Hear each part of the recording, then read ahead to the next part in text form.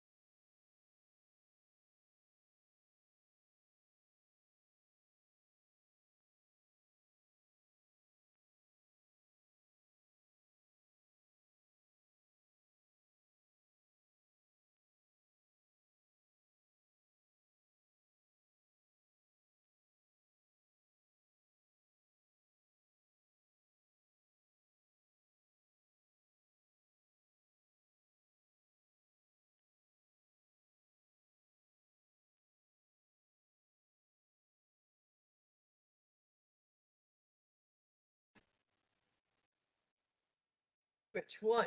Yeah, you have. All right, I'm ready now. We'll start this regular meeting of General Government and Finance Committee at 5:30. This meeting has been given public notice in accordance with Section 19.83 and 19.84 Wisconsin statutes in such form that will apprise the general public and news media of subject matter that is intended for consideration and action. Roll call, all members are present. And with that, we'll move on to citizen input. Please fill out a yellow slip and come up and keep your comments to approximately 4 minutes. We have to get a different clock up there because we've got 2 minutes on the timer right now.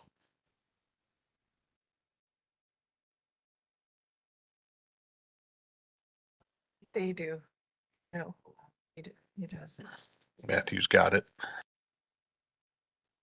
There we go. Good evening, Melanie Smythe, N140W17938 Cedar Lane.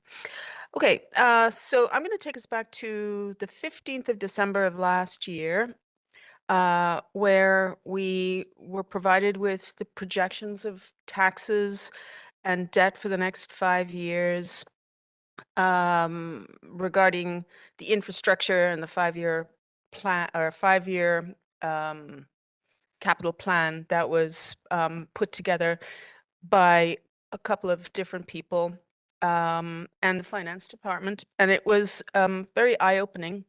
And at that meeting, the committee said, yes, we want to have Baird do a further in-depth look at this. And I saw in the agenda packet that we are just addressing some of the capital borrowing, but not the entirety of the village finances. And this has been an issue for some time. A number of us have been asking for more clarity into the full view of village finances for years. And so I'm going to request it again, and I'm going to run through a list of some of the things that I think would be helpful to have in one place. And that would be thinking about the village as if it were a business, which it's not, but from an accounting standpoint, asking for quarterly reports is probably not unreasonable.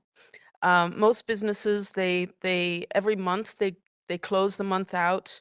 They'll forecast for the upcoming month in terms of what business looks like.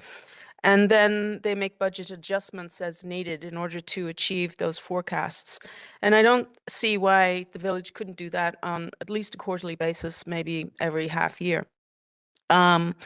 We want to know how the debt is going to be paid down, so that's something that we need to look at.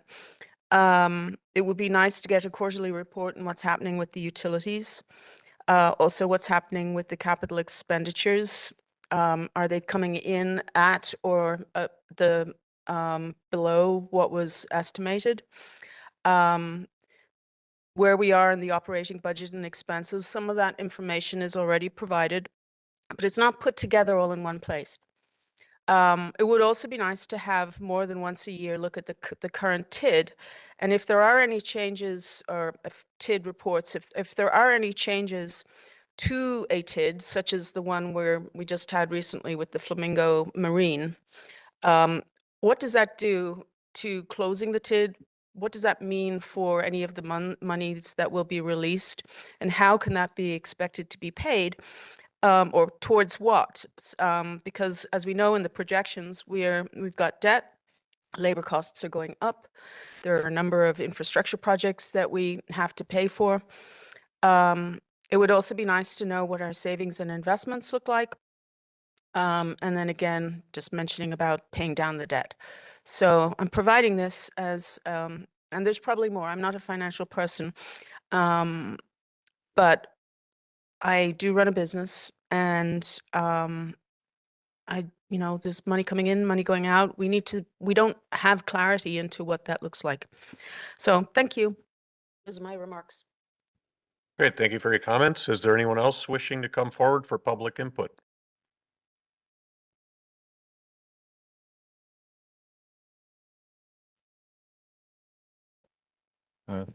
Good evening, Scott Effley, W159 and 10514 Old Farm Road.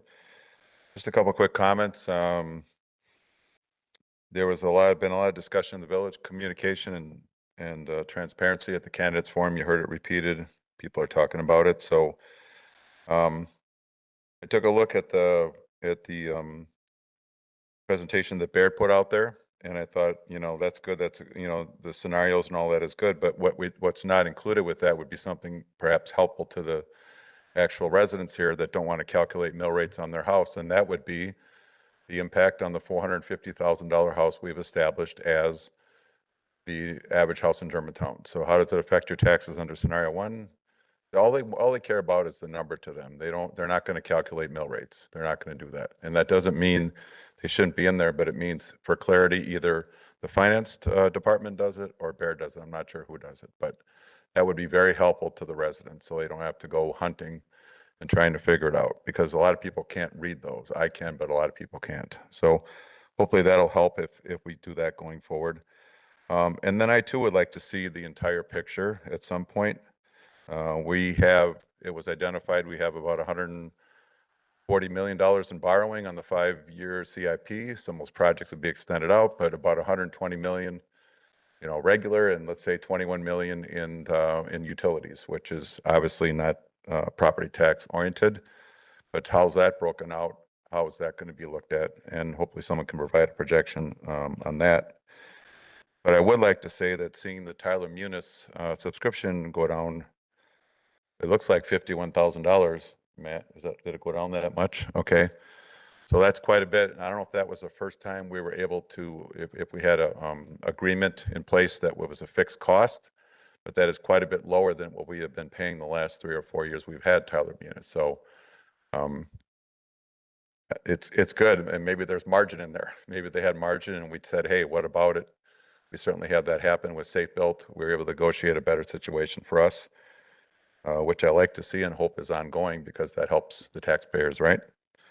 So that's about all I had for tonight. Thank you. All right, thanks for your comments. Is there anyone else wishing to come forward? All right, if not, we will move on to consent agenda, which is the meeting minutes from February 16th, 2026. Make a motion. Approve. I'll second. We have a motion to approve and a second. Any discussion? Good. If not, all in favor, say aye. Aye. Opposed? Motion carries. We'll move on to unfinished business. We had a couple that we had to defer from last meeting due to staff availability. So we'll start with item A, Tyler Technologies annual ERP service agreement. And Matthew, you gonna take this one?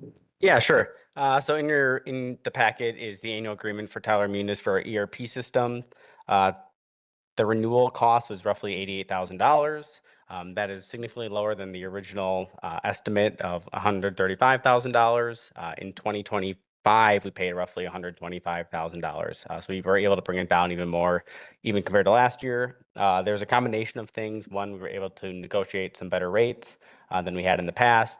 In addition, we did an audit of all the modules and accessories that we were and were not using. We were able to trim some of those things that, we weren't getting a good bang for our buck on those modules. We cut them out of the contract to find some savings there. Committee questions or like a motion? I'll make a motion to approve the new contract as written. Second. Go ahead. Go ahead. Second. Okay. We have a motion to approve, discussion. Trustee Kaminsky. A couple of questions for you. Do we add anything to the contract this time? No. And how would you rate Tyler Munis, having worked with them now for the time that you have? I mean, take any scale of 1 to 10. Is this a good thing? You're comfortable with that? I base it on the programs I've worked with in the past, and compared to what we were using before Tyler Munis, it's an 11 out of 10. It's my favorite ERP system that I've used of the three that I have. There are other ones that are similar. BSNA, who was a finalist when we went out for RFP, but I've been very happy with Tyler Munis, and I think it shows in the speed of our reporting for the ACT for PSE and those things. It's a combination of better software and better staff. Good, They okay, have thank quite a you. few installations, don't they? I mean, they're probably the biggest in. Yeah, to them, Oracle is a large one, but they have things for school districts, for jails, for counties, all sorts of different municipal, all different levels of municipal services. All right. Any further questions? Trustee Jan Miller. I was just going to ask, the last time we met, we said we wanted to see the actual contract. Now there's 2 receipts in there, but isn't there a written contract with Tyler Munis? No, there's no actual written agreement. It's really just the scope of the software that they're providing. How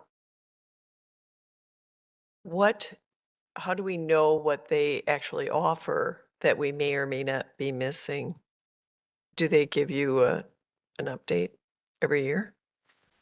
They certainly have things that they push out to all their clients about new services and things like that. When we went out for RFP, they gave us the whole suite of things that they offered. Many of them didn't apply. We don't have a county jail here. We're not a school district, so those things don't apply. They do have timekeeping software that at one point we were kind of interested in, but we haven't gone that route. So they do send us regular updates of the different products that they offer. But just knowing the budget that the village has and, the level of access and time that staff will use those products, we didn't seem to think they were necessary. May I add something? And I'm sorry, I'm quite new in my role, so I wasn't sure how the approval of other modules in Tyler Munis work. I thought I was gonna have to wait till the budget time to talk to you, Matthew.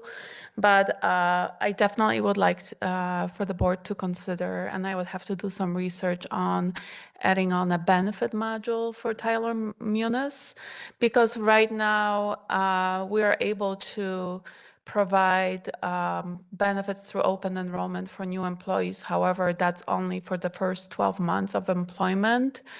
after that, everything has to be done manually rather than continuing using Tyler Munis module. So I honestly didn't know that we could have talked about it, right now rather than in July when we're talking about Yeah, budget. and it wouldn't have been right now, only because there would have been implementation costs that we wouldn't have budgeted for, but that's something we can look at for the 2027 budget. Okay. Yeah, it's probably best at the budget time anyway, because there, like Matthew said, there would be implementation costs and probably cost of the module along with the support, Mhm. or at least initial implementation. But I truly agree with you that benefits is a good module. That's a very difficult thing to manage. Mhm. And to have something like this, especially since you're doing payroll through here, it makes a lot of sense. Okay, thanks. Any further questions, comments? No All right. questions. I just, Yeah. we're not going to go out for something different at this point. So, I mean, I'm behind this. No, I mean, there was a significant implementation cost when we switched from MSI to Munis at somewhere in the tune of, $400,000 on the implementation side. Most communities don't switch ERP systems unless there's a really good reason to, just based on the cost and the significant staff time that it takes, and just the suite of things we'd switch over, utility billing, finance, payroll, all those things. It's not just, one module, it'd be all the modules. And I guess I would just suggest if there are other modules besides what Gosha's interested in, maybe lump that all in at budget time. Yep, that'll certainly be part of the budget discussion. Yeah, I was going to say we're not all that, if you think about it, all that far from the budget starting on that. So any other opportunities or gaps that we have to fill? Thank you. This is a cloud platform, right? Or is it on-prem? It's a cloud platform for the Village of Germantown. Yeah, so one thing I'm noticing in my day job is that people are going to a subscription basis. Now, I shouldn't say people. Software companies are going to a subscription basis where they want a 3-year commitment on the support. So watch for that because it's probably coming within the next year or two. So, all right, any further comments, questions? If not, we'll vote. All in favor, say aye. Aye. Aye. Opposed? Motion carries. And we'll move on to item B, access to Tyler Munis reporting functionality. This was one I think trustee Jan Miller had asked to put on the agenda, and we wanted to talk it out a little bit, Matthew, about some of the reporting capabilities and functionalities that could be possible to give access to the trustees for Tyler Munis and what that may look like. Okay, I can kick off that conversation if you folks would like. So I wrote a memo to the board really for last month, but I was unable to make the meeting last month, talking about one of the modules that Tyler Munis offers is called Executive Insights. And you can think of it as a reporting dashboard for executives. So it's really used for department heads, presidents, elected officials, and it has different reporting modules and mechanisms that I think will be more palpable to the average person rather than getting into the system looking at raw data. It creates dashboards, Excel sheets, graphs based on the data that's in Munis, kind of just pulling it from Munis into their executive insights.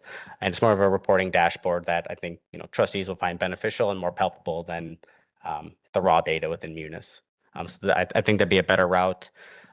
In addition, just talking with colleagues, with their auditors, with the GFOA, I shouldn't say they don't recommend, folks getting into the system unless they absolutely have to be in there, but that's typically best practice is, it's on an as needed basis.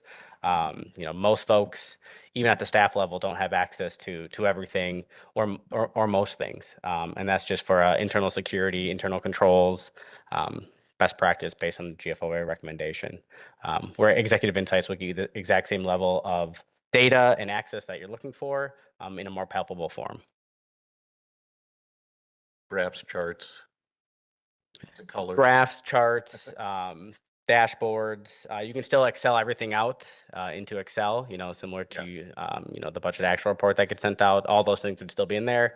In addition to the reports that you see in the GGF packet, you can get access to, utility billing consumption data, payroll year-to-date data, overtime year-to-date data, all that stuff, by department in a more granular way than you see in, the year-to-date budget to actual.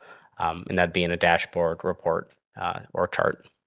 So Right. for us numbers people, is there like read-only access where we can actually drill down into accounts and see what is in the account, what makes up the number? In Executive Insights, it's probably not like invoice by invoice, but it would be line by line. Okay. So I'm And trying to, probably a description and, The GL account? oh, you can certainly drill to the GL account, yeah. But you wouldn't be able to see, an invoice from more construction probably for $400,000. At least I haven't seen that. Maybe there's a setting I can switch in Executive Insights for that. I'd have to dig a little bit more into that.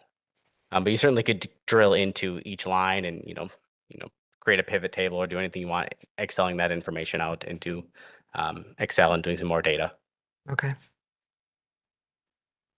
Yeah, So I brought this up because I read most agendas, and the library, the director has access to Tyler Munis. So the question becomes, she must have access to it, even if it's read only, right? What- She certainly has more than read-only access. I mean, she's a department head that's coding invoices, approving invoices. She's Sure. far more access than read-only. Okay, but there are provisions to keep data safe by read only, I'm sure. And my concern would be if we can get in by read only and you can put, stops on it, you can't add anything, can't subtract anything, you just read it. Why, what would be the cost difference between just reading it only the way it is and this executive insights? That sounds expensive. I think that's what this does. And we already have Executive Insight. It wouldn't be an added cost. This is part of just the Tyler Munis package. And we never knew about it? It got set up roughly a year ago, Oh. but I haven't had the time to kind of dig in and flesh all that out for folks. If you spend more than 2 hours in it when you get your access, you probably have more time than I have in it the whole time.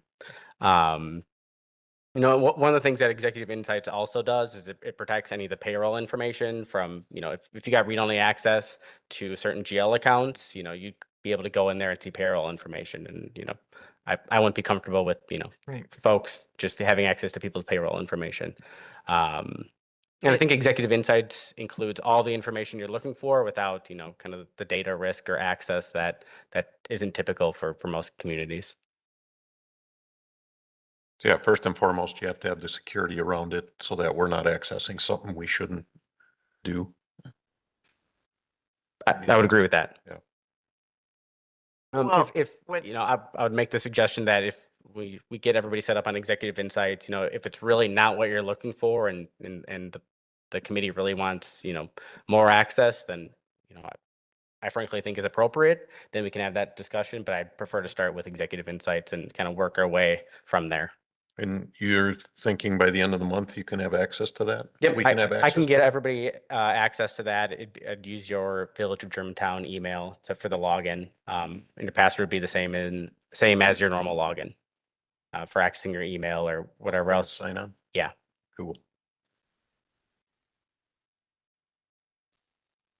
Okay, so that'll be sent to us by the end of this month, March. Yes. Yep. Okay. And then if we have any questions about navigating it, Yep. do we contact you or Tyler Munis? Yep. or- You can certainly reach out to me and I'd be happy to sit down and walk through it with folks.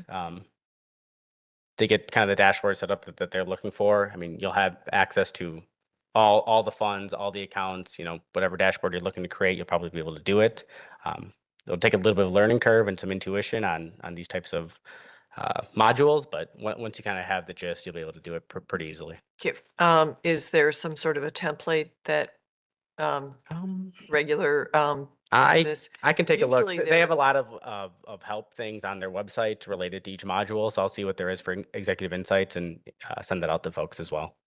Right, because in my former position, we had certain modules that, just automatically came up and then on the front page, and then we could add others, as you went along.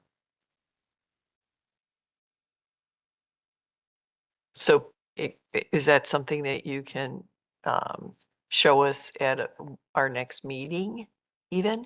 Can Well, you if this is gonna demonstrate be, it if or? this is gonna be rolled out to the whole village board, I think we should have a discussion with President Soderberg and Matthew and maybe okay. do Oh, the whole. just a yeah, quick overview at the village board meeting, Makes the sense. following village board meeting. Sure. And, give us access to it. We'll play around and then you can just tell us what we're doing wrong. Certainly. And if there is a suggested template for this type of application, Okay. that'd be great. Yes. All right, great. Thanks. We'll move on then to item C, review of departmental expenses and revenues. And trustee Meg Cutts has requested this, and I think I'm going to let you describe it. I know what you're looking for, but I think you can do it better since you asked about it. Okay. I would like to see GGF start looking at individual budgets for different departments at each meeting so that we're more prepared when it comes to budget time, where we've done a deeper dive and we can maybe find things that like, oh, maybe this could be cut, or just to be a better help, because it's a lot of information when it happens and we have to figure it out. And I'm not thinking we have to get them all in before this budget. I think we could start with the bigger ones, like do Public Works 1 month and maybe Public Safety the next, just so that we're more informed. Okay. So are you looking, this is great because I'm just trying to get a better understanding of what exactly you're looking for. So to use Public Works as an example, would it be, going through each budget, like line by line, salary, benefit, social security, FICA, and then each, expense line? Or are you looking for, the superintendents or the DPW director to come in and give an overview of their budget, some of the big ticket items, waste management contract, for example, or road salt? What level of detail or what format would you like, the review to be in? Just so I know and I can work with the staff to get that information over to you folks. Right. And if you don't have the answer right now, that's okay. I'm just thinking out loud. Right. And I mean, these guys might have more opinions because I am a numbers person. It's what I do. So I look at line by line.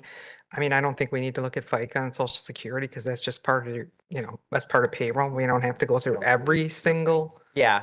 thing, Okay. And even benefits, but we're talking equipment, we're talking salt, we're talking waste management, which is a big thing now with people questioning trash collection. And people are asking me, are they being double taxed? So I just think those are things we should be looking at ahead of time. So Okay. we're not having to make such big decisions at the last minute, especially for big equipment and stuff like that. And see if there is anywhere we could make cuts or suggestions. Great. I'm sorry, go ahead. Go ahead. And for example, we bring in some of the folks from DPW. Are we looking at, this is our 2025 budget, these are some of the expenses that we budgeted for, I guess we're in 2026. This is our 2026 budget. Here are some of the general fund expenses. Are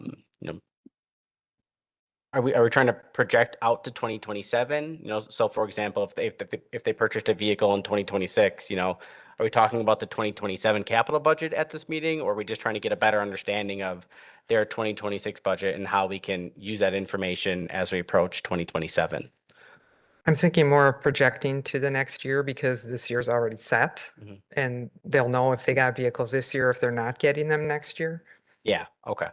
But I mean, there could be areas where it could be cutting or I don't know. It's a big budget. It's taxes. We've talked about how it's just going to keep increasing and we're not going to have enough taxes, which is more borrowing. So anything we can do to help, Okay. I want to do that. Yeah, and so the sense I'm getting, at least from you, Trustee Cutts, and if the other trustees have comments, please let me know.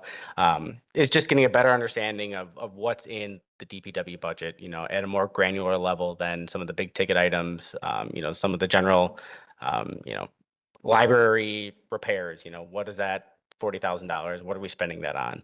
A little bit more detail in that regard. So when we get to the 2027 budget and you see that $40,000 budget for the library, you kind of know what that $40,000 is spent on at a more granular level. No, I don't think so. I think because we know the budget, we're already set for this year. So we can look at this year and the DPW or even public safety, they're gonna know we're looking at this vehicles for next year and that, but some of the smaller, maybe they'll have suggestions on areas where it would be possible to make some cuts. I don't know if I'm saying it right, but I just think we need to be looking. So do you want to know, like, we're on track for this, we might be under budget on this item, we might be over budgeted for this particular line item. Is that what you're looking for? No, not really. I'm trying to think ahead, like when we're looking at all these items, is there something that we can do without next year? I mean, I So- want to and be that's looking at that certainly- ahead of time. That's certainly much easier on, some of the equipment purchases, whether that's the general fund equipment or the capital equipment. We have a pretty good sense of, what's going to be requested next year. And so that'll be a lot easier to do, just because we kind of have that 5-year capital plan. They'll reference that. They'll see, if something else broke within the year and can do that. If you're looking, on the 2027, general fund revenues and expenses, and we're looking at that in May, you're going to get, some pushback from me and certainly the departments of saying, we have no idea what that's going to be like in Right. No, 2027. I'm not asking for next year's budget. I just want to look at where we currently are and start thinking ahead on areas that could be cut, or like the waste management. Yes, explain how that works. That would be great. And people would learn also how that is figured in. I'm confused. Go ahead, Terry. I'm confused because we have all the, we have all the expenditures in front of us when we go through the data we're sent for GGF, right down to every check that's written.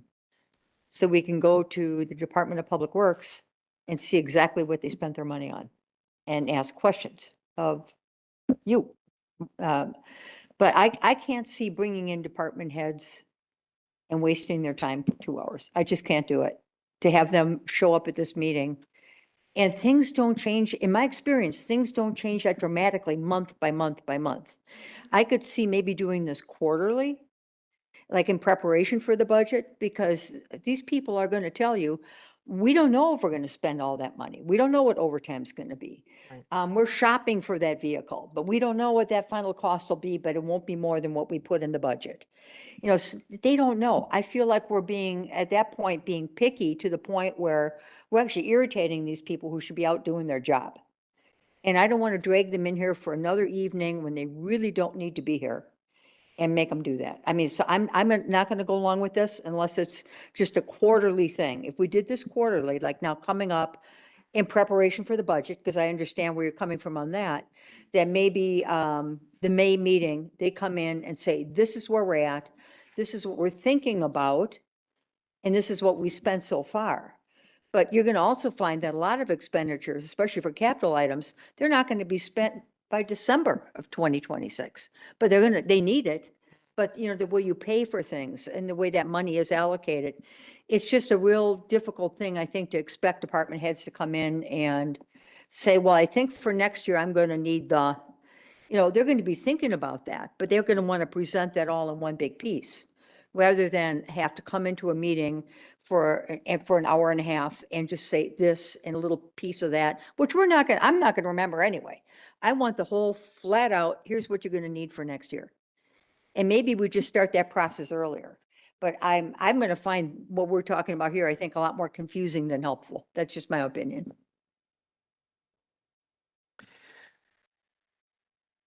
Go ahead, Jen. I agree with Trustee Cutts. I know what I think she's trying to do. We just want to break it down and have, like the superintendent come in of DPW and do a category and say, these are the trucks. We have an asset manager. We have all these things now available to us. And so having a reviewing what could be an expenditure and then talking it through how necessary it is, knowing some of the changes and some of the constraints that we have. Because this year, and I'm noticing in borrowing, we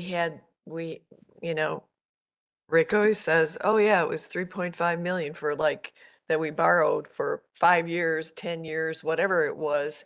And now then we were at 4.5. Now we're at 17 million. And looking at what we're going to be reviewing in a little bit is higher and higher.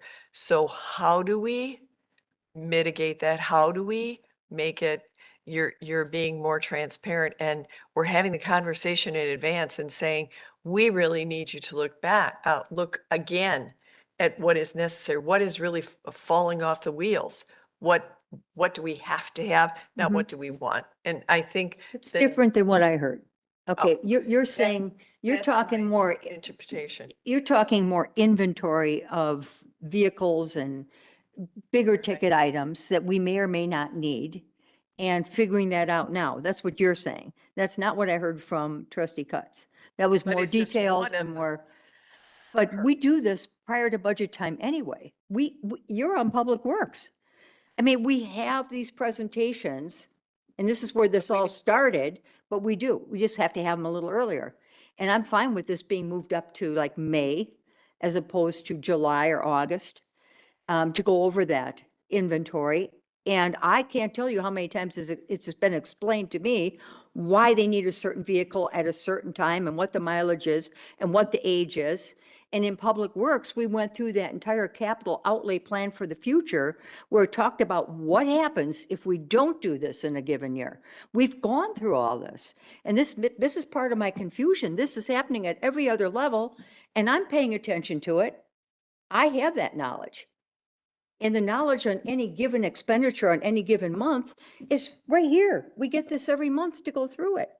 So I guess I don't know what I'm missing, except for a pre-budget planning meeting where we go through everything and say, what could we save money on? And everybody's going to do that anyway. We just need to have that earlier. What could we save money on? Justify all these expenses. Yes. That I can understand. Let's do this. And Since this is for discussion, Right. can you give us, not today, but 2 or 3 examples of what you want to see in a presentation? I think that would be beneficial, and then we can keep this on the agenda as unfinished business. It's for discussion only tonight. Right. And then maybe discuss it further in the next meeting. Okay. And I'll talk to you a little bit more. Yeah, 'cause Trisket, if I you want to think connect I'm and provide some being examples and we can misunderstood. work together Yeah. to come up with something, I'd love to do If we had an that. example, it'd probably be So best. what we need. Yeah. Right. Okay. So we're moving it to next month. Yeah, and we should have examples and Yep. moving it into next month. So we'll Thank keep you. that on unfinished business for April. Oh, Okay, so we're done with unfinished business. We'll move on to new business. Item A, contract for senior center audiovisual improvements. is there anyone online? I can go look in the back. I know Chief Delane was. I don't know if anybody from Park and Rec is. No, it would be Peter, Oh, Peter from Global Peter Sight from- and Sound. Sight and Sound. Yeah, Take a look. thank you. He can explain it better than me, but Yeah, I saw the detailed. yeah, it's all detailed in the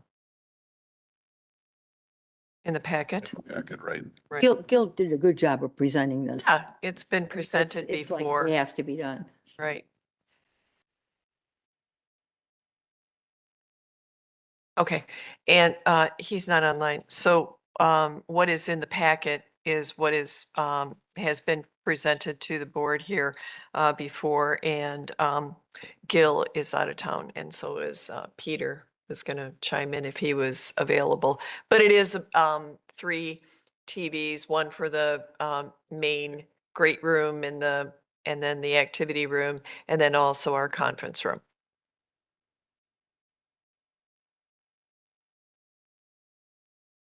And it doesn't have anything under action, but I assume we need to approve this tonight, correct? It says action right on the agenda.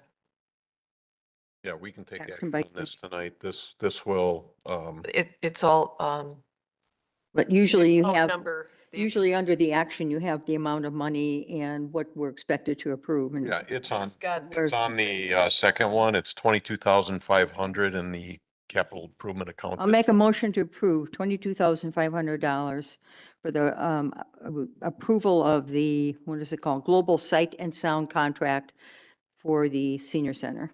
I'll second. All right, a motion to approve. Any discussion? If not, all in favor, say aye. Aye. Opposed? Motion carries. Item B, resolution establishing a fee schedule for weights and measure devices required under section 12.26 of the municipal code. Move approval. This is an annual s- thing. I'll second. Yeah, this is an annual thing. We have a motion. This is an annual thing. We just adjust the fee schedule on an annual Are basis, there any adjustments? or at least review it. How's that? Thank you. There was not an adjustment to the rate, and one of the reasons why I'm bringing this forward is there was a clause in there from our previous one that had a deadline, an end date, and so we just worked with the village attorney moving forward. As long as there are no changes in that amount, then we will have an end date, won't have to bring it before you each time. Okay, so that's. That makes sense. Yes, I just thought that would be better than coming every year. If you're okay with that, that's what we talked it out to be, and Sure. seems like a good solution. What's the end date now? It's just open-ended Open-ended, until those okay. rates were to become adjusted, and then we will bring it back before you. Okay, thank you. Sorry, missed that. Oh, yeah. All right. We have a motion on the table. Any further discussion? If not, all in favor, say aye. Aye. Opposed? Motion carries. Item C, resolution authorizing the issuance and establishing parameters for the sale of not to exceed $17,170,000 general obligation promissory note. And we have a presentation tonight.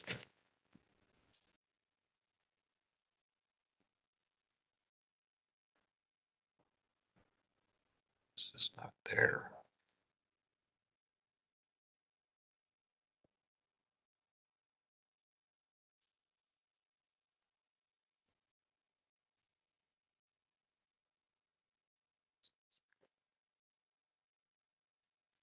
Yeah.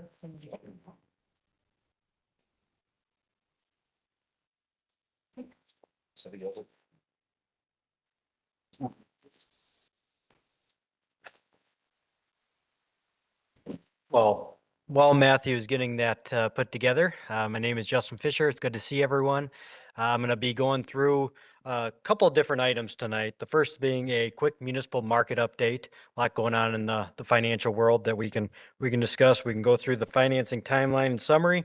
We'll go through a couple detailed financing illustrations, talking about two different scenarios, talking about the pros, the cons, and ultimately letting you decide what makes the most sense kind of long term as far as a path going forward. Now, things will constantly be changing year over year as budgets are determined and so forth, but leading us down a path.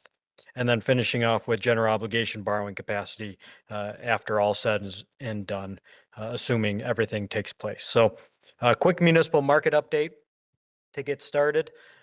So a lot is going on, especially with what's going on overseas with Iran. The oil situation is really spurring interest rates to be very volatile. It's making the stock market very volatile that we're seeing. So, you know, being very nimble with the debt is very important right now. You know, and having the parameters to be able to jump into the market when we're kind of ready and timing is optimal is very important in today's world. For instance, we were just in the market with neighboring community of Oak Creek. We decided to jump in with financing for theirs today because we saw some information come out this morning by Treasury Secretary Bessett about the oil situation, and we saw interest rates kind of take finally a little bit of lapse that came down. So we were able to take advantage of that situation and jump in and got some really good interest rates for their financing. So it's going to continue to remain volatile as we go through the next several months until the situation with Iran is figured out, which I think that's anyone's guess of what that resolution will be. But hopefully it is resolved and oil can come back down, which should bring interest rates down at the same point. But when that happens, anyone's guess of that. So that's a quick municipal market update. Why don't we just jump right into the presentation then? So the timeline and the structure of the financings are going to be consistent with whether you choose scenario 1 or scenario 2 on the following pages. So GG&F committee selects the plan of finance and parameters resolution tonight. Village board would then consider the GG&F committee recommendation and approve the parameters resolution at the April meeting, April 20th, 2026. And again, the parameters resolution gives the authority for the final sale of the notes within the designated parameters, delegating to the finance director or board president. Over the next couple of months, we're going to be going through the preparations for the issuance. So putting together the official statement. So again, think of that as like the stock prospectus that'll go out to potential buyers of these municipal bonds. A lot of financial information about the community goes in there, outstanding debt, demographics, et cetera. So I'll be working with Matthew and his team on getting that all compiled over the next couple of months. We're going to go through the bond rating process. So that's where we'll have a rating call with Moody's. We'll talk about everything going on from development to the utilities to the long-term capital borrowing plan and what we potentially see and what the plan and strategic initiatives with that is. And ultimately, they'll go to their credit committee, assign a bond credit rating, and then that'll be released out to the public market for them to evaluate as well. The current rating for Germantown is AA2 by Moody's, which is a very, very good bond credit rating. You can think of that in the high grade category. There's only AA1 and then AAA is the highest you can possibly get. And there's only a handful of AAA rated communities out there. For instance, Fox Point is one of the only ones because of their high wealth area in that area. They've also got a very strong fund balance. So they're very cognizant of trying to maintain that. Otherwise, you're looking at mostly counties that are in the AAA because they're large wealth area like Ozaukee County, for instance, and Washington County. So we anticipate going through that process in the next month and a half and should get the rating back, and then we'll be ready to jump in the market potentially early May. If the market is strong and meet the board's parameters, sell the notes around the May 4th timeframe. What we're going to be doing with that is once we get closer, we're going to send out the information. It's going to be out there for about a week. We got to pick a date, and then that date is when we'll take the bids on the financing. If we come close to the parameters of the financing, that's where I'm going to want to get back in front of you and let you know what's going on in the municipal bond world that maybe shot up interest rates. Like when we saw April of last year with the tariff news, that shot up interest rates pretty dramatically. It took a long time for them to come back, but I would want to get in front of you and let you know what's going on and why the interest rate may be a little bit higher than what I'm telling you, say, today. So the estimated size, $17,170,000. This is going to be a general obligation promissory note. So your general obligation debt is your unlimited tax authority. It's your safest, securest type financing you can do as a municipality. You can't just issue as much general obligation debt as you want, though.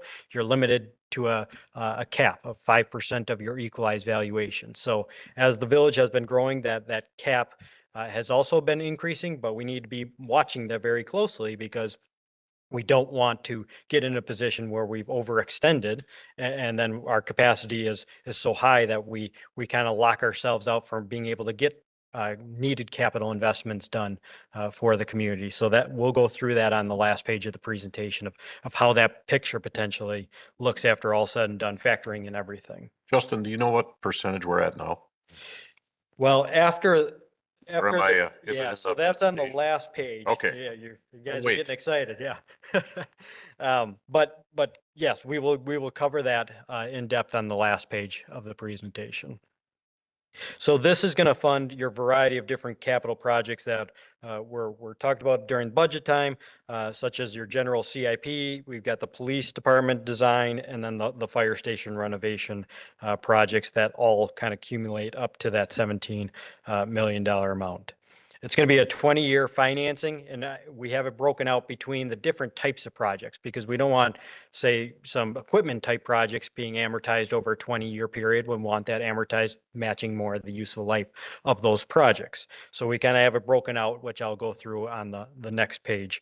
But overall, this is going to be one financing ultimately for economies of scale. For efficiencies, it's going to be one financing, and then we internally break it out between these different amortizations of the different projects based on the useful lives that we've discussed with Matthew. The first interest will be March 1, 2027. So next year it will go on the tax levy. It'll be callable March 1, 2034 or any date thereafter. So on that particular day, you can take a look at refinancing or paying it off. And then the estimated interest rate for this is going to be a 4.25% with a max parameter of 4.5%. So that's where, again, if we're getting close to that 4.5%, because market, interest rates are going up for whatever reason, I would want to get back in front of you and say, here's kind of what's going on in the bond world over the last month or two. So page 3. This is the detailed financing illustration scenario number 1. So I'll walk through because there's a lot of numbers on this page.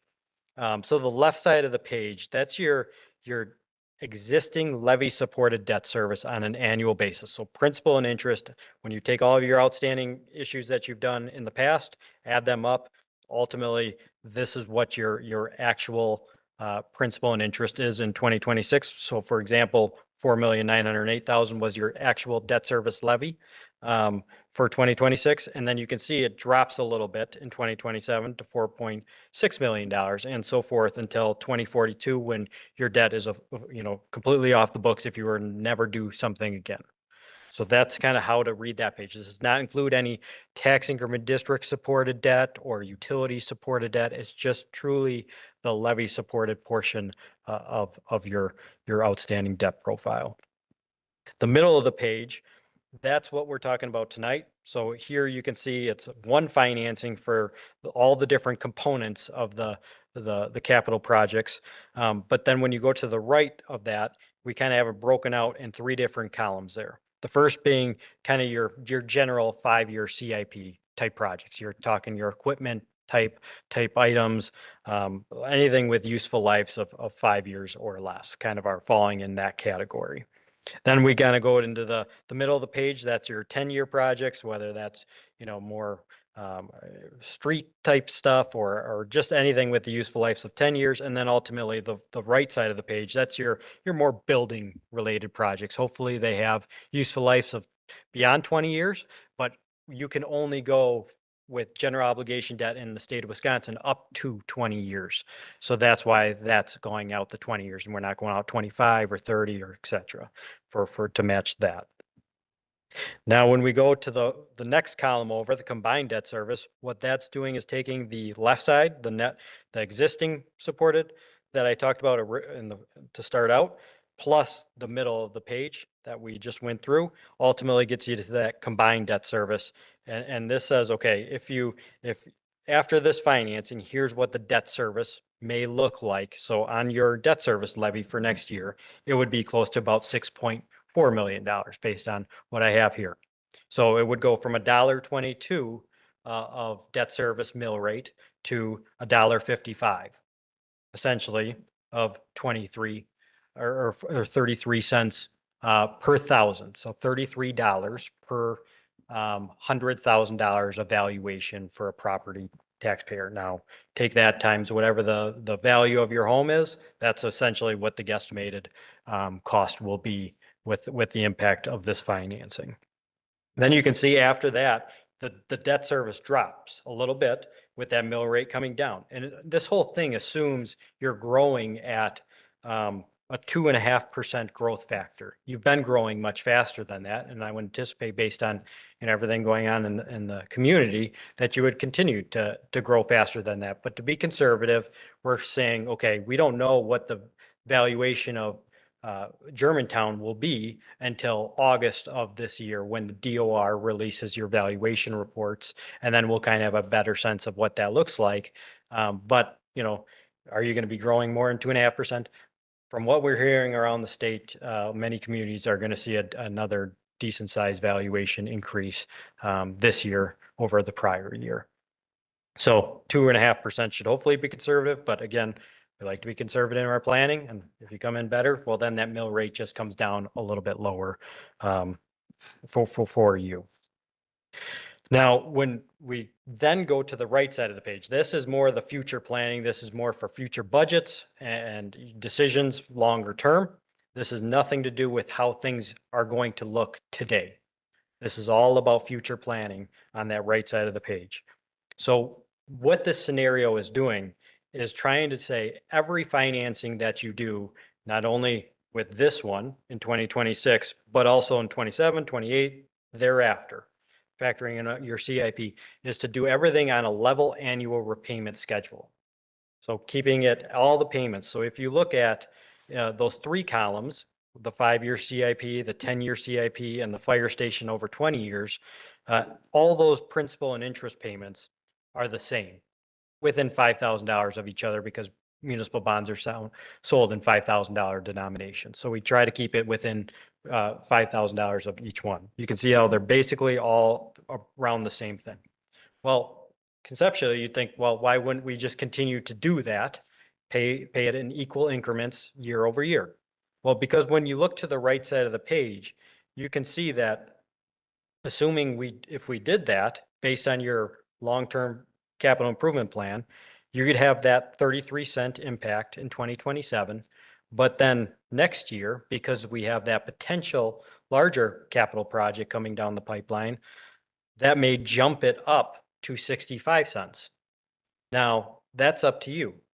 We can talk about the pros and cons of why that may make sense and why that may not make sense, but that would be a much larger impact next year or start in 2028 than what you saw in 2027.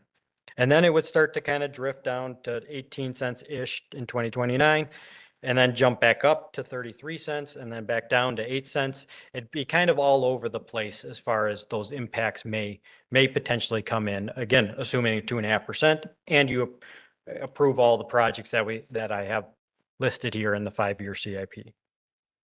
So when you kind of factor in all of that, you can see what the combined debt service levy supported kind of in that boxed area will eventually get up to. It kind of works its way up to about the $13.6 million amount.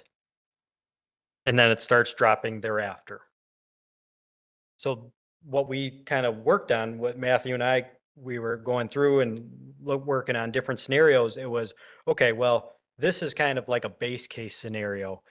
This is if you want annual repayments for everything and keep it very simple, this would be how the picture may look.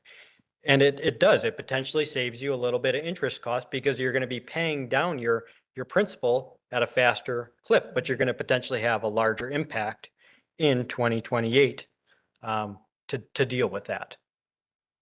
So when you look at this scenario versus the next scenario, the $17 million, when you look at the total principal, like the total debt service, it's almost identical between scenario 1 and scenario 2.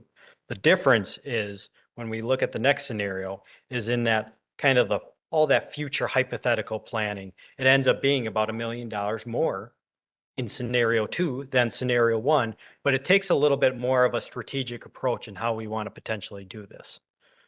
So let's look now at scenario 2. So same concept as scenario 1.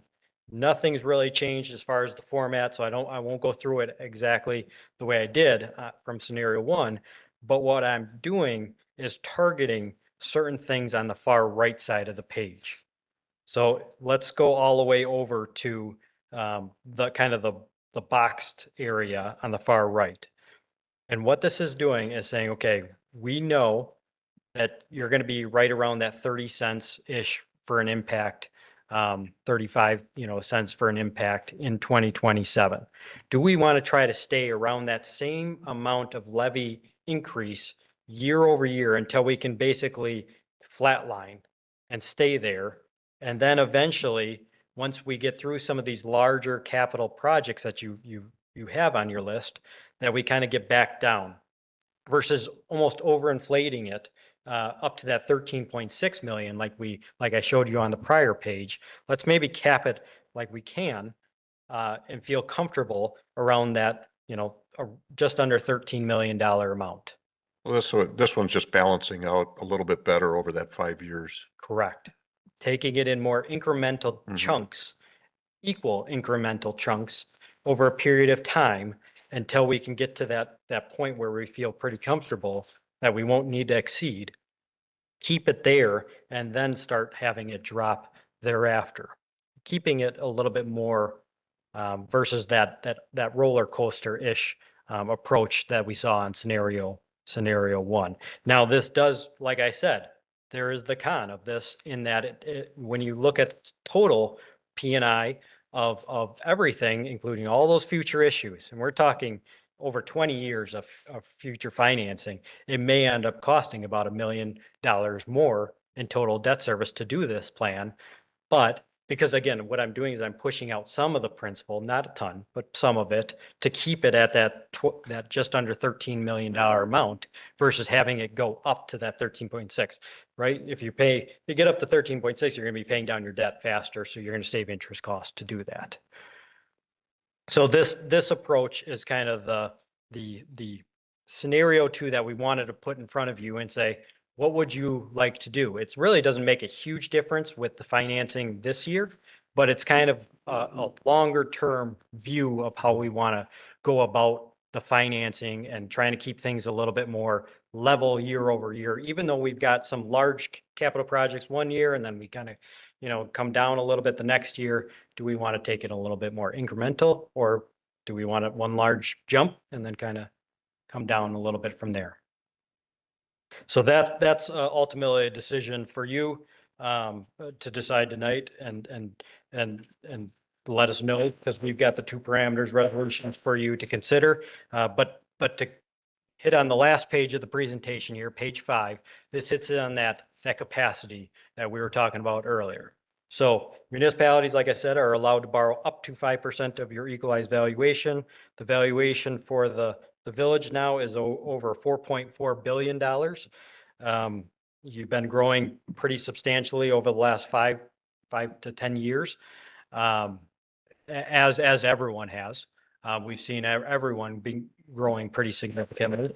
But when you're that large and you grow, above 5%, that makes a pretty large impact on this picture that I'm showing here. So what this is showing you is the black bars.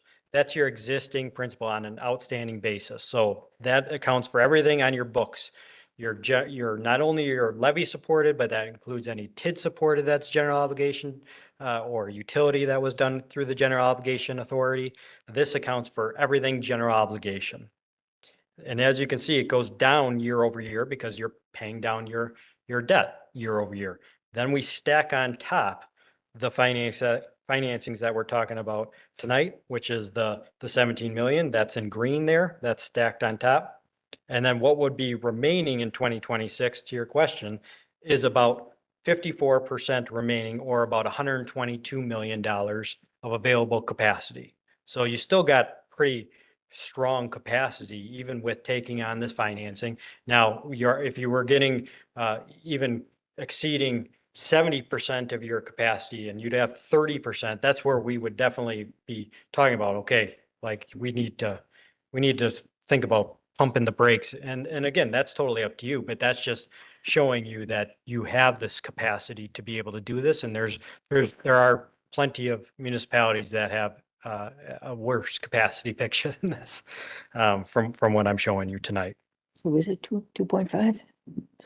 Is it 2.5% we're at? 2.5% growth is what I have Right now. projected for your valuation No, now. she's asking, what are we borrowing? You said 5% is max. I said, just looking at these Yeah. numbers, we're at 54%, Yep. just under 2.5. And that includes this borrowing that we're That talking about. includes the borrowing we're talking about.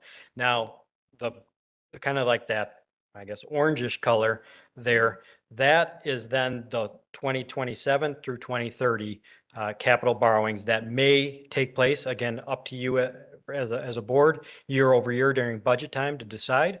But this includes the larger building project as well as the future capital improvement projects, which I kind of have listed down there. So 2027 is kind of your bigger financing year with the 36 potentially, and then kind of go back down to the 9.5, and then go back up to 2029, and then kind of come down in 2030, and then kind of what we modeled out thereafter is to kind of try to stay closer to the lower 4 million or $4,500,000 starting in 2031 thereafter, just for modeling purposes, to keep up with your investments. So the blue, that's what that kind of future $4.5 million factored in every year. And you can see how that gray, now you probably, are you going to have larger capital projects later down the road? That's always inevitable that communities, especially growing ones, are going to be looking at things. But we're trying to take everything that we can think of right now into the picture. And again, trying to be conservative with how we're showing it. And if you grow faster, the picture just looks better. But it gives me comfort that you can be able to get these things done and still have plenty of capacity, which helps me in the rating presentations and so forth.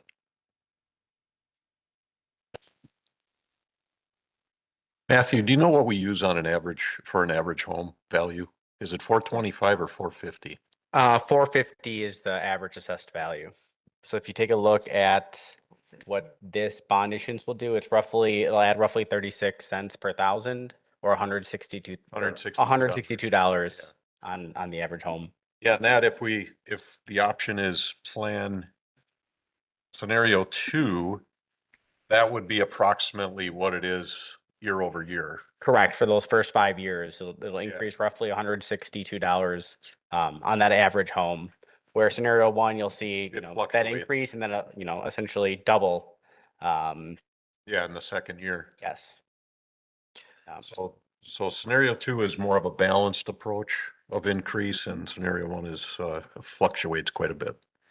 So what you're saying, Matthew, is in 27, the additional tax levy would be 160, and then in the scenario 1, and then if it doubles, it's what, 320? Yep. So the 2027 debt service levy will increase for the average home about $162. Yep. And in scenario 1, then in 2028, it'll go up another 65 cents. So it go up roughly, another, $320, $350. And then it goes down. And then the increase will only be 8 cents per thousand. So it'll still go up, but at a much smaller rate. And you won't see a decrease in the debt service levy until, what was that, 2032 be the first decrease in the mill rate for the debt service.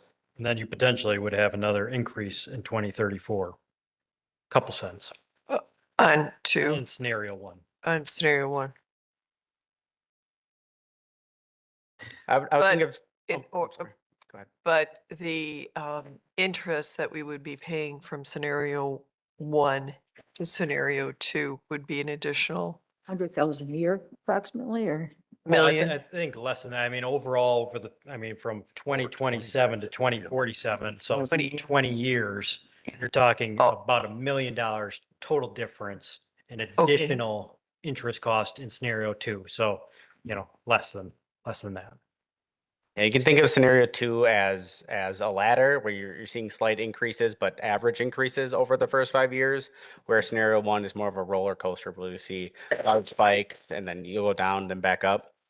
It really comes down to the village's preference on, debt service levy stabilization, where, you're seeing moderate increases year over year, compared to, controlling the overall tax burden on just looking at the raw numbers of how much principal and interest the village will pay over the life of the bond, and weighing those two options. I know as a homeowner, taxpayer, I would prefer a more even Right. increase yearly than a big jump, than a really big jump. Is that a motion? I will make a motion that we pick scenario 1. That'd be scenario Scenario. two. Scenario 2. I'll second that Motion, in a second. and a second, discussion. Trustee Uh, Kaminsky. This does make the most sense, even though we are paying more in interest as a village. We're not thinking of ourselves as a village as the entity that has to protect itself. We're thinking of our constituents and how we want to make their lives more affordable and a little bit easier through this borrowing that we're going to need to do for the next, well, not just next year, for next year, but the year after when the police station actually gets built. I mean, this is just the design phase. I definitely think the leveling out is the right way to go. And for that, what I don't consider a significant interest rate over that 20-year period, this is much more important to add some kind of financial buffer for our taxpayers. Will the, question, Mhm. will the, any, of in the 2032 era, will any of the TID closings, help? Maybe that's Matt. Yep. So once the TIDs begin to close, all that assessed value will get added back onto the tax roll, which will drive down the mill rate even more.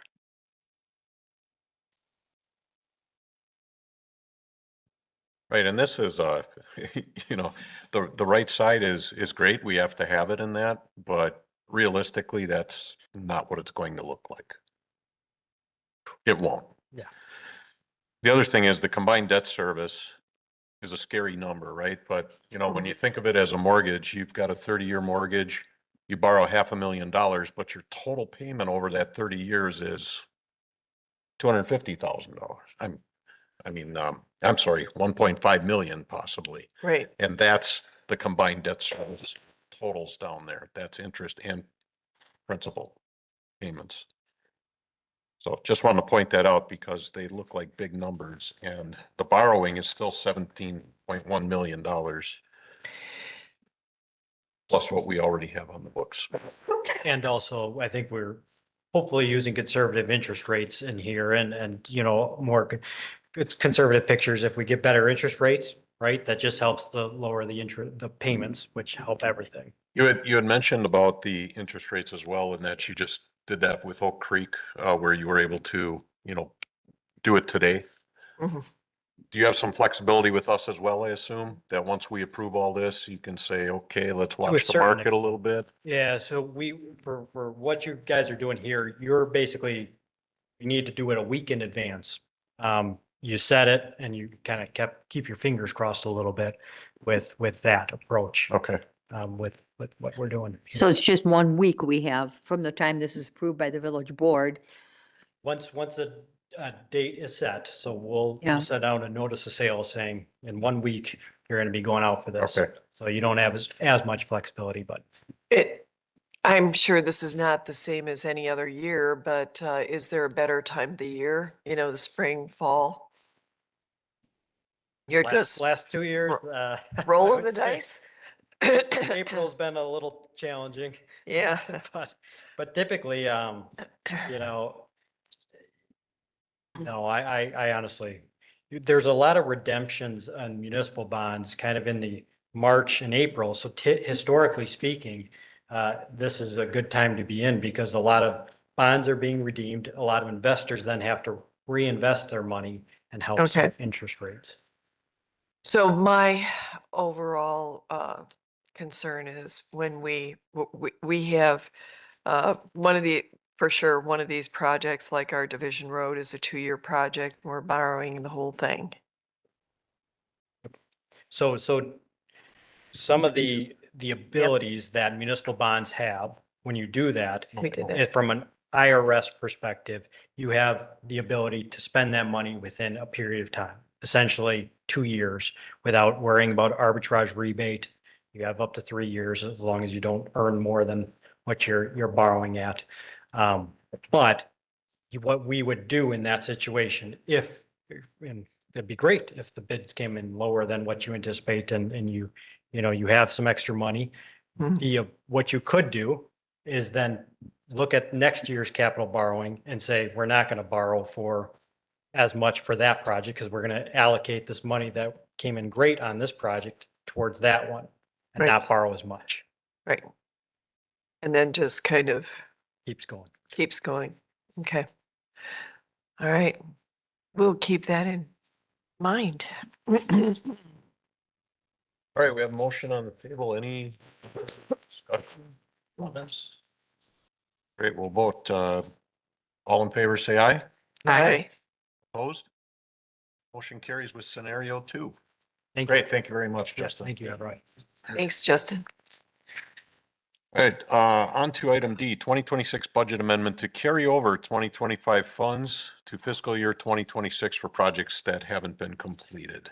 Yep. There's a couple projects in the DPW department that were budgeted for in 2025, but weren't completed by the end of the year. So we're just looking for budget approval. Since those funds were already encumbered and allocated to these projects, we just want the authority to do the budget adjustment to pay for them in 2026 rather than in 2025.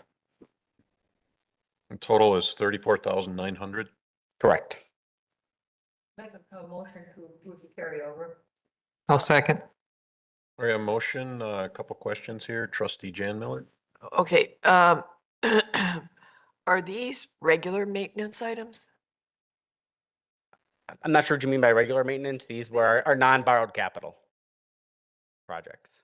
So, and I see Mr. Anderson back there, so he might be able to better help me. But these are projects, you can see here listed for HVAC upgrades for 22,000, the alarm upgrades. Is it in the regular budget or borrowed? Regular budget, Thank you. general fund. And then what is the alarms for the senior center? What is the upgrade? What kind of an alarm is this? That one is going to be above my pay grade. Okay. Fire alarm. Is it just Scott Anderson. attention? Scott, we have a question. Scott Anderson. Question on the senior center fire alarm upgrade that wasn't completed last year. You came early. Got to use you. Yeah. Microphone. Yeah, basically all we're doing there is taking the fire alarm system and upgrading it. I think it's original to the addition of the building. So early 2000s. Okay. All right. Thank you. And how, do you know truck boxes? Do you know about the truck boxes? Well, how many are there and what are they? I don't know what a truck box. They're toolboxes. So we took a retired fire truck and we turned it into a flatbed. And this is just some remaining toolboxes that need to go on the side of it. Oh, gotcha. All right. Mhm. You got it. Thank you. Have something, Terry? Just a quick question, Scott. Don't go away. Just so we know, the reasoning for the carryovers, we didn't get to these projects basically because we're busy with other things. That is correct. Yep. Okay. There was a number of capital projects last year that we were working on, and these are just some that we just couldn't pull together in time.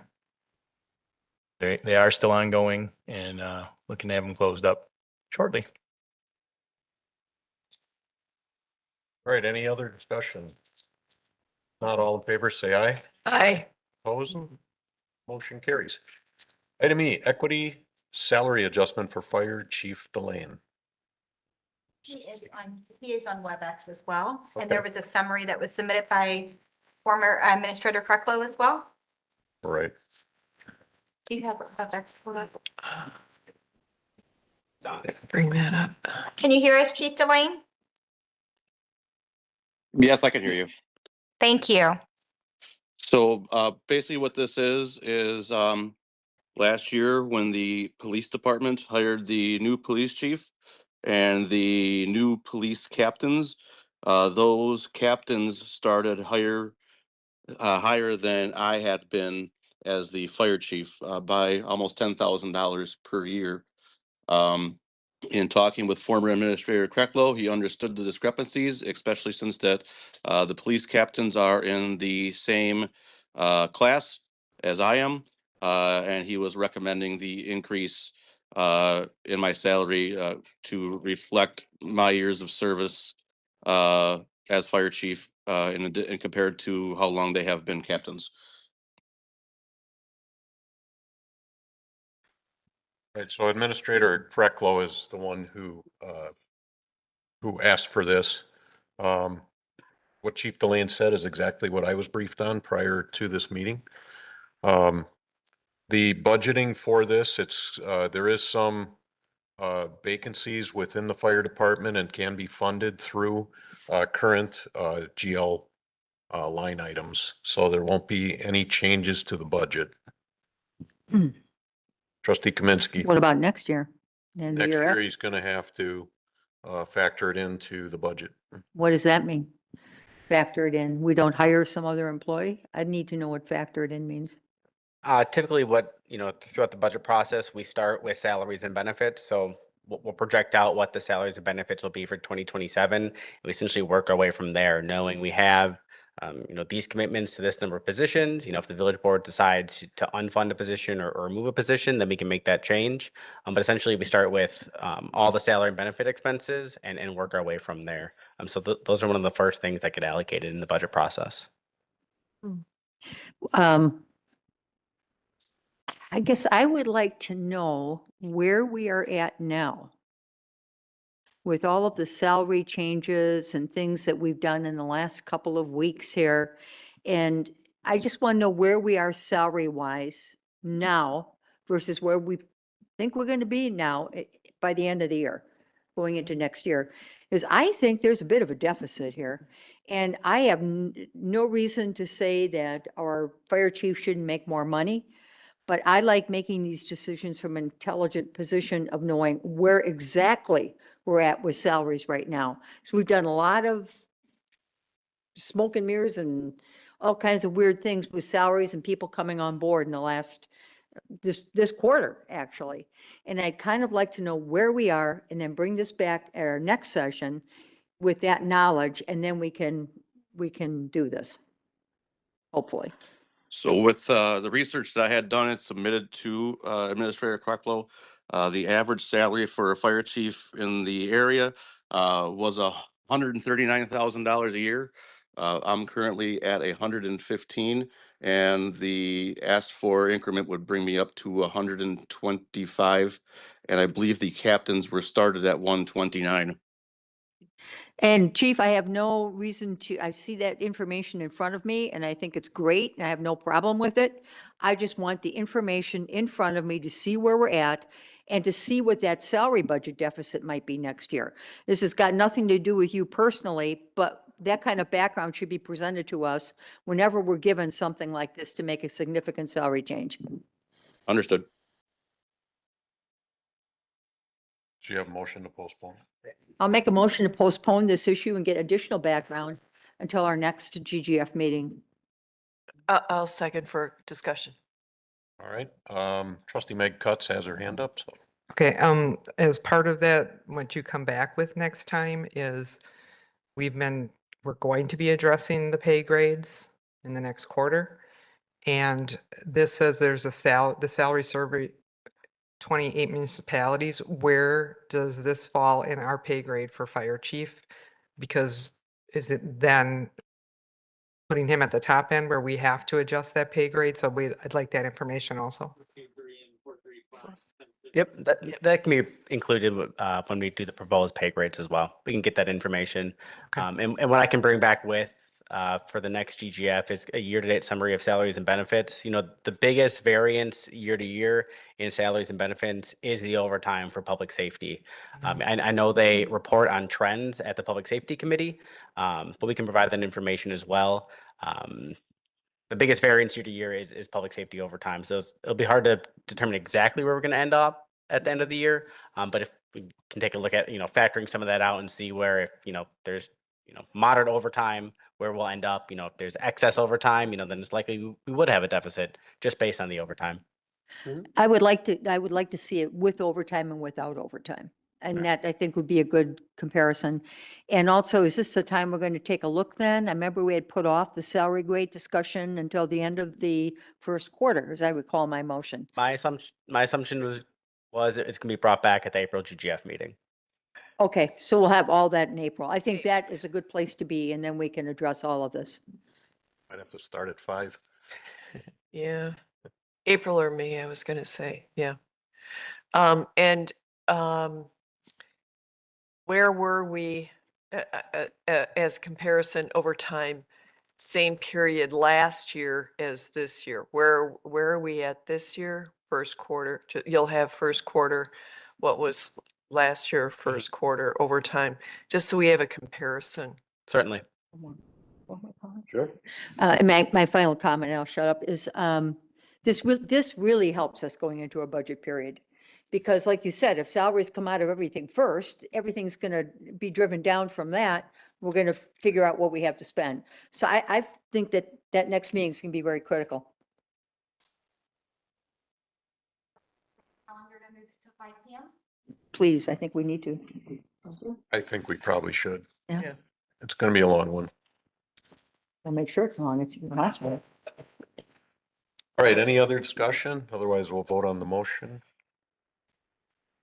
We'll vote. All in favor, say aye. Aye. Opposed?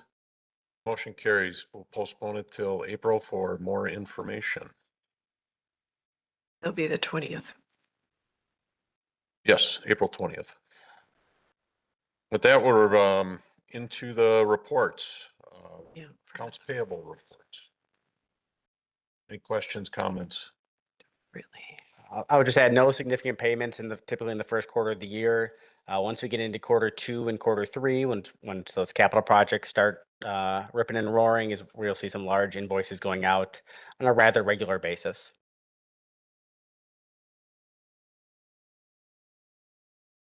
All right, moving on, budget to actual. Trustee Cuts. Matt, I have a couple and I know we're running short on time, so maybe if I give them to you, you can get back to me on it. Certainly. There's a couple I just want you to look at because the numbers are really high. Yep. The police department buildings and grounds, it's at 191% of budget for the year. Okay. Detective health is at 208%. It's like double what the budget is, so I don't know if that's just an entry error. And then fire admin, copy and contract, there's encumbrances in there, so both accounts, it's like 200% over budget, so I'd be curious about that. Okay. And then buildings and grounds overtime was 236% over budget. That one's an entry error that has to be fixed. But I'll confirm that. Okay, and then the last one, sorry, engineering S&L improvements is 33,800 over budget. Engineering S&L. You provide that account number? Is it on there? 405-61,594-400. S&L improvements.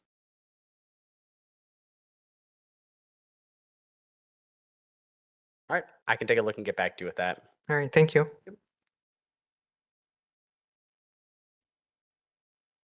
right, anything else? Otherwise, move on to payroll. Payroll. We'll go to contracts.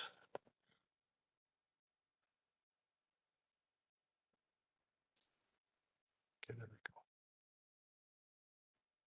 go. Investments. I apologize for the delay in getting the investment reports out. I'm unable to log into the portal currently. I keep getting an error. I was able to pull in the individual account reports, but not the summary report that has been included in the past. Once I'm able to log back in and get that information, I'll be sure to send that out. Let me bring it back. Oh, discuss it. Yeah, you're going to send it out to us. Can you email it to us? Yes, the summary report, I certainly can. Okay, thank you.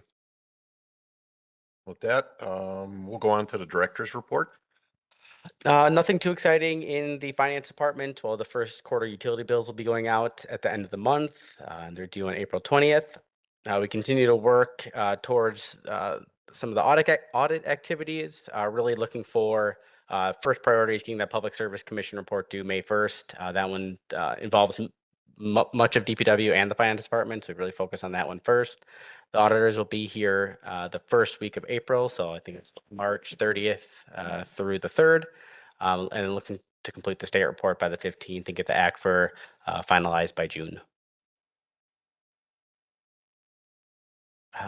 We already went over the 2026 capital planning, so I'm going to skip that one. Investment transition, we're working with PTMA to transition our investment portfolios.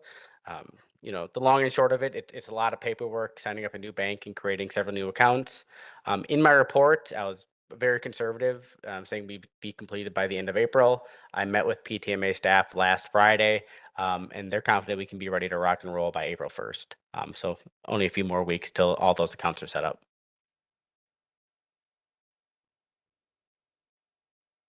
Nice. Any questions for Matthew? All right. Oh, just on the audit, oh, sorry, quick, on the audit, you have working with engineering and public works staff to compile asset data for capital assets, including the infrastructure and new equipment purchases, vehicle and additional things. The asset manager, Sharon, has, are you working with her as well? Yep. Okay, thanks. All right, that completes everything on our agenda for tonight. So our next meeting will be April 20th, Monday, April 20th, and we will move that to 5 p.m. because we're expecting a big agenda. So with that, we will adjourn at 7 p.m. Thank you.